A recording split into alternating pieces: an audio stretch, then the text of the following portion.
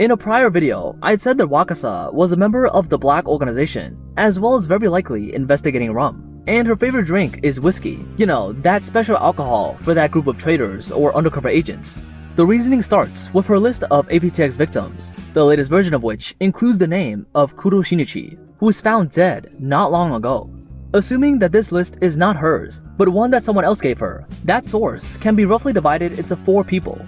It can't be the 2 undercover agents, Kier and Bourbon, as Kier is now under full surveillance, while Bourbon doesn't know Wakasa at all. Sherry may be providing information to her anonymously on the internet, and the most likely candidates among them being Vermouth.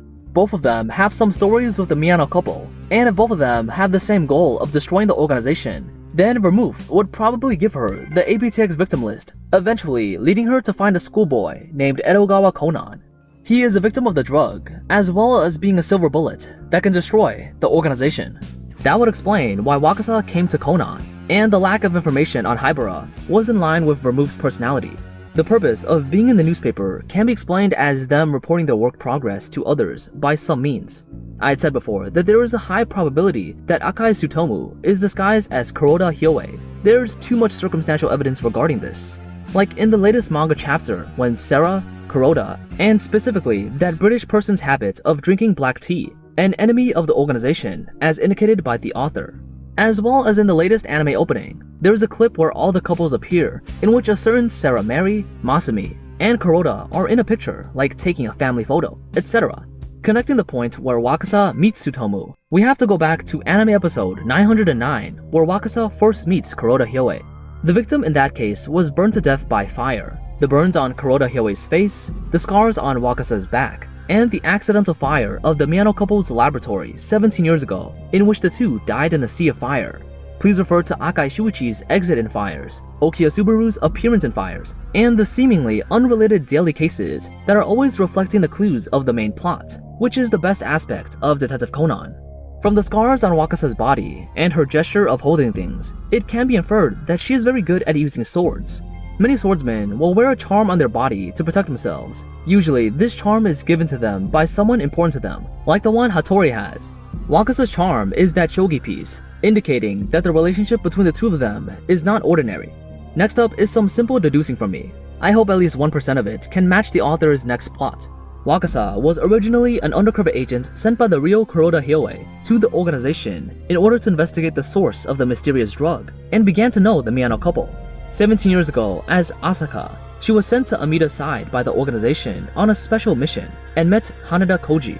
Although what happened in the middle is uncertain, Haneda Koji left a clue about the organization's boss and was killed by the organization's second-in-command, Rum. Wakasa took the shogi piece and told the Miyano couple, as well as her boss, that the Black Organization was using the drug for large-scale human trials. In this way, Kuroda Hyoe and Akai Tsutomu came into contact, resulting in the MI6 as well as the Japanese police jointly investigating the origin of the drug. The Miyanos refused to research this killer drug. Then Rum arrived to take the drug's information and erase the couple. Wakasa wanted to save the two from this monster's hands, but was not capable enough, resulting in Akai Tsutomu and the Japanese police taking over. As a result, Rum was injured in one eye, the Miyanos as well as the real Kuroda Hyoe died, and Wakasa disappeared.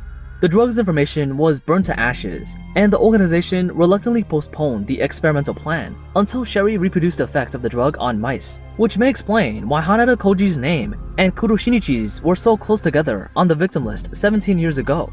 Up until this point, all the clues are linked together, and next up is some insubstantial deducing, just something interesting to think about. Akai Tsutomu had his family flee to other countries after the incident. His original identity had been exposed, and with the assistance of Japanese public security, disguised his identity and replaced Kuroda Hyoe's position, arriving in Japan to protect his family. During this time, several capable undercover agents were trained by him and divided into 2 groups to infiltrate the organization.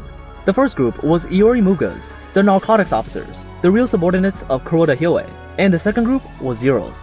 After that incident, Wakasa hid the past with the illusion that she was dead and wanted to destroy the organization herself. So she found a person she knew for help, and that person was Iori Muga, who's now lurking within the organization in her place. The breakthrough point of the organization is the second-in-command Rum. Even at the top of the organization, there are only a handful of members who know this character, and Wakasa only knows that he was blinded in one eye by Tsutomu. So she requested Iori to spread the information about one of Rum's eyes being a prosthetic in the organization, and she relied on constantly posting relevant clues about that incident on the internet in order to find other people's help. After successfully reducing the Rum suspect to that of a strong man, an old man, and a feminine man in that warehouse a few years ago, she officially debuted in Detective Conan, using herself as bait, appearing frequently in the news to attract the real Rum over. When she met the fake Kuroda Hyoe, aka Akai Tsutomu, he personally came to determine if this woman was the same one he had met 17 years ago, and Wakasa's shocked expression may be because her previously deceased boss is suddenly resurrected with a new look, that being a prosthetic eye. If you were to ask me, they all know Iori, and why Iori didn't help and explain this to them, I can only say that this is the author's tradition. Even up until now, I still don't know why the Akai family is blocking information from one another. The Sarah mother knew that the second brother Shukichi was alive, and believed that the first brother Shuichi was dead. The second brother knew that his mother was alive, and helped his elder brother to deceive his mother that he really was dead. The older brother knows that everyone is still alive, but doesn't know that his mother had become smaller. If Kuroda Hyoe is equal to Akai Tsutomu as I deduced, then it turns out that this dad was pretending the whole time and tricked all the family members into thinking that he's dead. What is it that your family wants to do exactly? Everyone is overpowered, but are worried that other family members will be in danger because of their own personal reasons, so they don't share information with each other, while this actually harms and endangers the others. You guys must think that the battle with the Black organization right now is too easy and want to raise the difficulty, huh? In order to water down the plot even more within the main storyline, it's possible that Iori inherited the tradition of that family, and it could be plausible that Rei doesn't know Iori. Rather than watering down the plot, I'm more worried now about the characterization of the main storyline characters. The author Aoyama is really unable to create an excellent female character or maintain her personality for a long time. The way to increase the charm of the male characters is to add special, insane aspects to their background, comedic manga-type humor, high intelligence, etc. Anyway, adding whatever they can, with it being best to add a cute little defect, and an excellent male character of Detective Conan has been born. While the female characters who are too strong will cover up the elements of the male characters, so they'll be very powerful when they first debut, and eventually they'll become add-ons to the others. Once the gentle older sister Moriran, now it's Where Are You Conan and I Miss You Shinichi, a soprano unicorn every time you encounter a ghost or the start of a case. Hybera Ai is as sweet as fruity wine, a mature and dark goth-type woman, now a heavy idol fan and a cheating investigator.